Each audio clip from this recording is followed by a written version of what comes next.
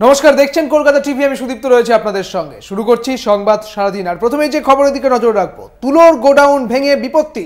হাওড়ার ঘুষুরিতে JN মুখার্জি রোডের এই ঘটনা, চাপা পড়ে মৃত্যু হয়েছে এখনো পর্যন্ত পাওয়া খবরে 3 শ্রমিকের। উদ্ধারের পর হাওড়া হাসপাতালে নিয়ে গেলে মৃত্যু হয় তাদের, এমনটাই জানা গিয়েছে। উদ্ধার করে হাসপাতালে নিয়ে গেলে মৃত বলে ঘোষণা করেন চিকিৎসকেরা। তুলোর গোডাউন ভেঙে বিপত্তি, দেখতে পাচ্ছেন সেই ছবি, যেখানে তুলোর গোডাউন ভেঙে গিয়ে বিপত্তি হয়েছে। এই ঘটনা হাওড়ার হাসপাতালে সেই নিয়ে গেলে মৃত বলে ঘোষণা করা হয় 3 জনকে। JN মুখার্জি রোডের এই ঘটনা, চাপা পড়ে মৃত্যু হয়েছে 3 জন শ্রমিকের। হাওড়ার ঘুষুরিতে এই ঘটনা ঘটেছে। হাওড়ার ঘুষুরিতে JN মুখার্জি রোডের এই ঘটনা, চাপা পড়ে মৃত 3 জন শ্রমিক। উদ্ধারের পর হাওড়া হাসপাতালে নিয়ে যাওয়া হলে মৃত বলে ঘোষণা করেন চিকিৎসকেরা। উদ্ধারের পর হাওড়া হাসপাতালে নিয়ে যাওয়া হলে মৃত বলে ঘোষণা করেন চিকিৎসকেরা। উদ্বেগজনক পরিস্থিতি এই মুহূর্তে, সেই ছবি আপনারা দেখতে পাচ্ছেন, একেবারে উত্তেজনার ছবি। উদ্ধারের কাজ চলছে, দমকল বাহিনী পৌঁছে যায় সেখানে এবং এখনো পর্যন্ত উদ্ধারের কাজ চলছে। আরো বিস্তারিত জানবো, আমাদের সঙ্গে রয়েছেন আমাদের প্রতিনিধি জগন্নাথ সামন্ত। জগন্নাথ, একেবারে যে ছবি উঠে আসছে তা একেবারে উদ্বেগজনক। এখন সেখানকার পরিস্থিতি ঠিক কিরকম রয়েছে?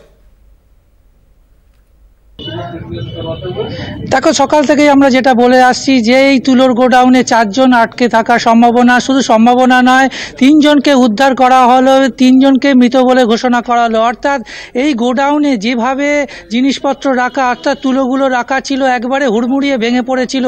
গোডাউনের মধ্যে সকাল থেকে যেটা জানা যাচ্ছে যে 9 জন এখানে রেস্ট করছিল, ঘুমাচ্ছিল। তারপরে 5 জন যখন আওয়াজ হয় হুড়মুড়িয়ে ভেঙে পড়ার, তখন 5 জন ছুটে বেরিয়ে গেছিল এবং তাদেরও আহত দেখতে পেয়েছিলাম, আহত হয়েছিল।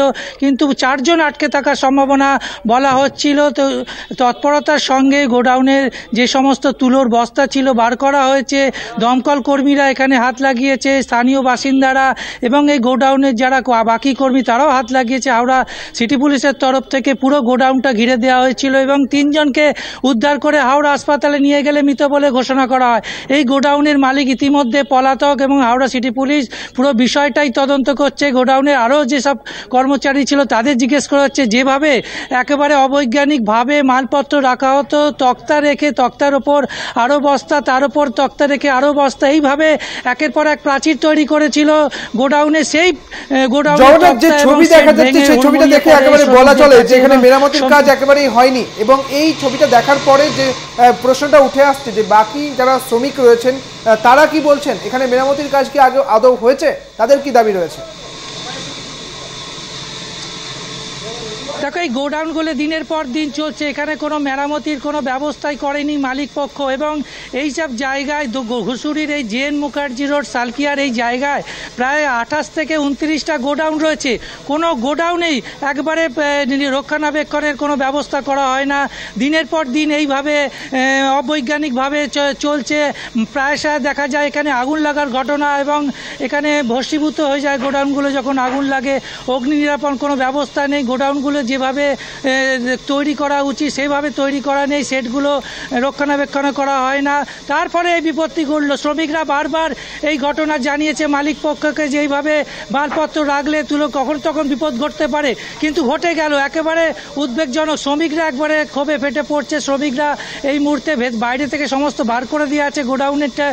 পুলিশ নিরাপত্তার জন্য ওখানে অ্যাম্বুলেন্স রাখা হয়েছে, দমকল কর্মীরা রয়েছে, বাইরের কাউকে ঢুকতে দেওয়া হচ্ছে না গোডাউনের ভেতর। যেহেতু তুমি জানো এখনও একজন আটকে থাকার সম্ভাবনা, তার উদ্ধার তল্লাশি চলছে, কোথায় আটকে রয়েছে তাকে জীবিত বাঁচানো যায়। কিন্তু এখনও 3 জনকে বার করা হলো, 3 জনের মৃত্যু ঘটলো।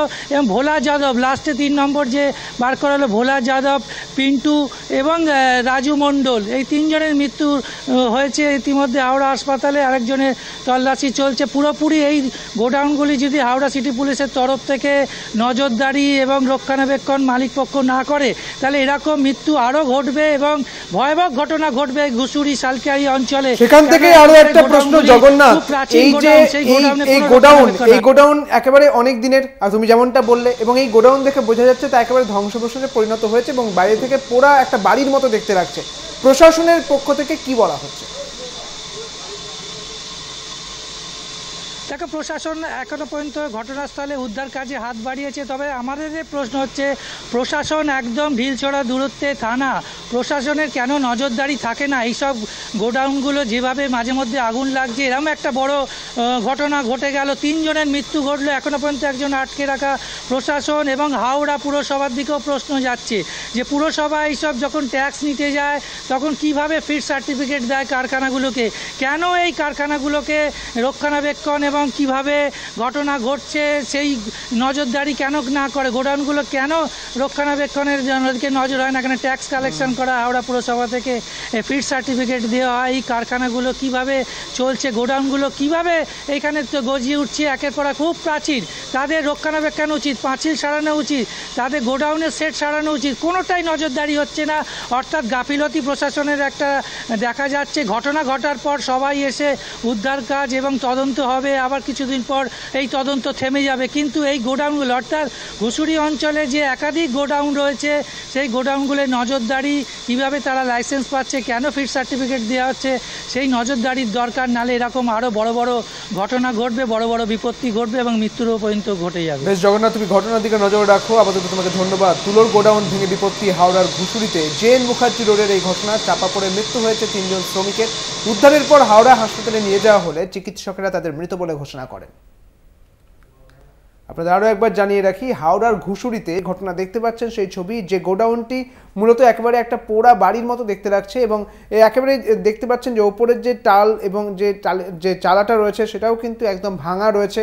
পাশাপাশি যে ঘটনা আজ ঘটেছে এই ঘটনা নতুন নয় এবং এর আগেও এখানে আগুন ধরে যাওয়ার ঘটনা ঘটেছে এবং পাশাপাশি যেগুলো জানা যাচ্ছে যে এই অঞ্চলে আরও বেশ কিছু পুরনো এরকমই গোডাউন রয়েছে। তবে প্রশাসন সেক্ষেত্রে একেবারে নীরব, এমনই অভিযোগ করেছেন বাকি শ্রমিকেরা।